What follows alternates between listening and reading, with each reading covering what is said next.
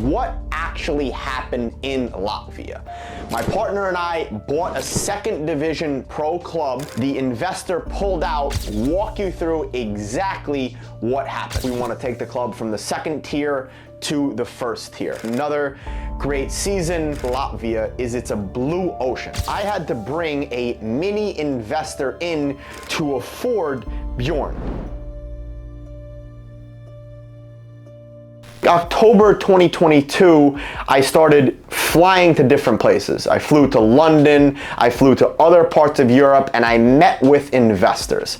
I finally came across an investor who was willing to donate or invest 35,000 euros into providing Bjorn for us for the team. Because what I saw in the team the year before in 2022 is we had the ability, we had the raw talent, but what we were missing was a great coach who could help establish proper culture, proper ethics into the group, and really build it in to help us win games. Because unfortunately, what we had in the 2021 and 2022 seasons was more of a losing culture and a losing mentality, and we were used to that. We were losing games, people would still party after games, people would still go out, people would still chug shots down after games, and I'm like, what are we doing, boys? We're losing games, why are we celebrating? So bringing Bjorn in really was to help completely reestablish the culture.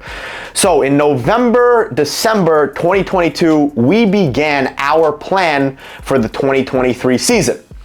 During the 2023 season, we started our preseason, I think it was the end of February or the beginning of March. Long story short, the season was an unbelievable success. We finished with 40 points and we were 5th in the table. The year before, we finished with 23 points and we were 14th in the table. So that investment from that outside source for the 2023 season proved to be a very worthwhile investment. After a great season on the team's end, after a great season on my end, played 20 games, had 5 assists, was unfortunately injured for 6 of those games. We had a great season all around. It was a great time. I brought my buddy Adam Abujanab over. We played together. We had a great time. It was probably one of the best times I've ever had. So through the talks, through the season, I was communicating with the mini investor who invested into Bjorn. He told me originally that if he invested and the team did well, he would think about investing more money into the club to actually start this project and start my vision and my dream of taking this club to the top level. So throughout extensive talks and after about 50 iterations of an investor's pitch deck, the investor was fully on board because he believed in me, believed in the vision, and believed the facts that I gave him about why investing in this team was a worthwhile investment.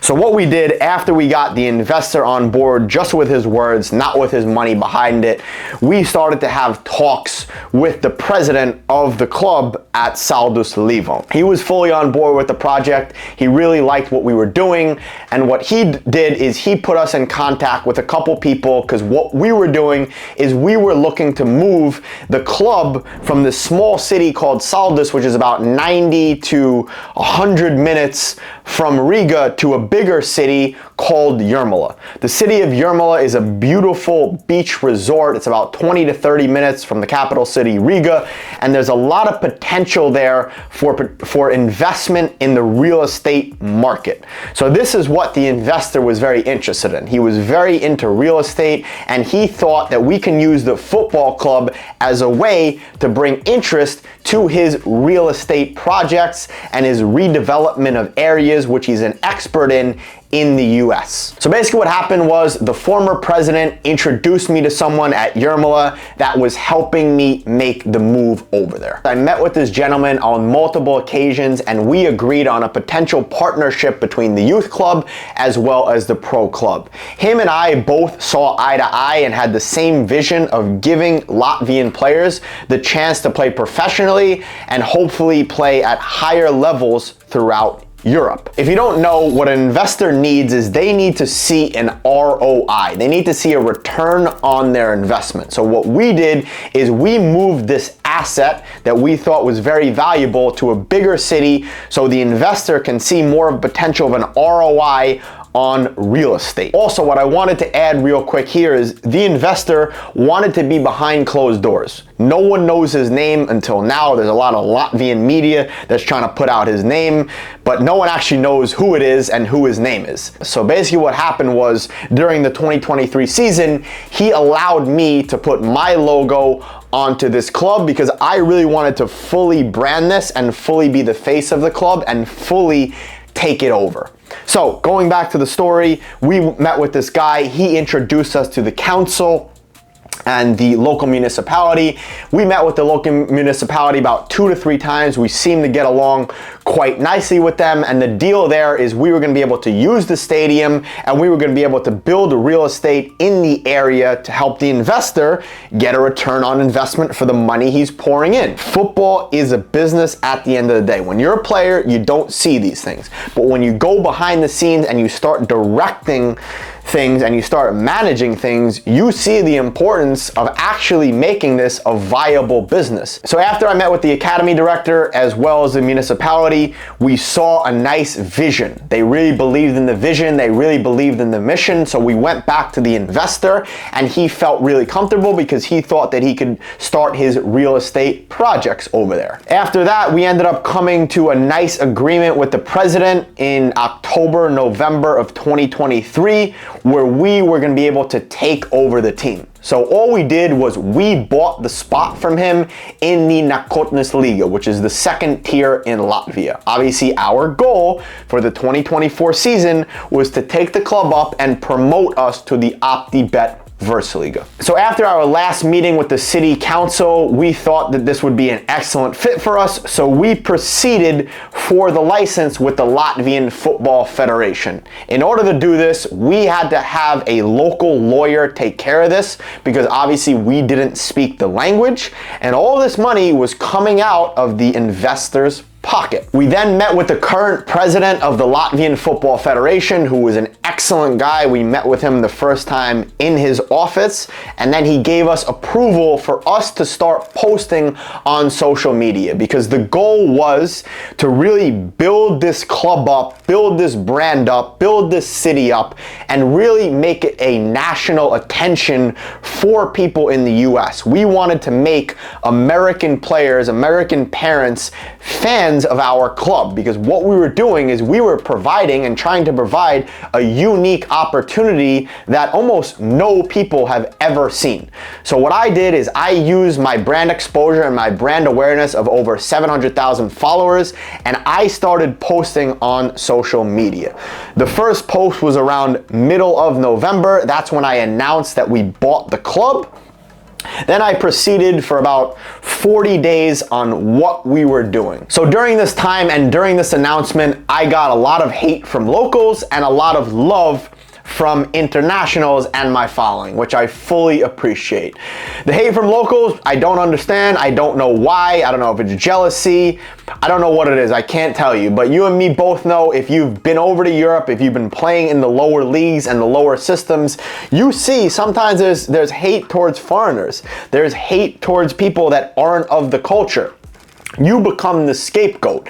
People just put their hate on you, and it's just a different culture sometimes in Europe, and that's just the unfortunate part. So before I headed towards home, actually I went to London first and then I went home, so I did 6 podcasts in London and then I made my journey home. But before that, I had another meeting with the Latvian Football Federation president, who, like I said, was an unbelievable guy. I met with him and his staff and we talked about the vision, and they loved what we were doing.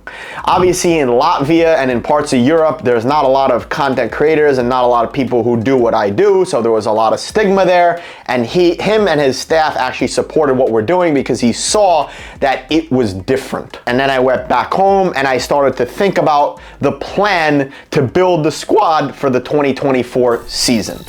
So our goal was to keep the coach for about for a couple of years. We wanted to sign him for a multi-year deal because, like I said, he's a great guy, really excellent at what he does, very dedicated to the purpose, dedicated to the mission of the club, and we're still in close contact to this day.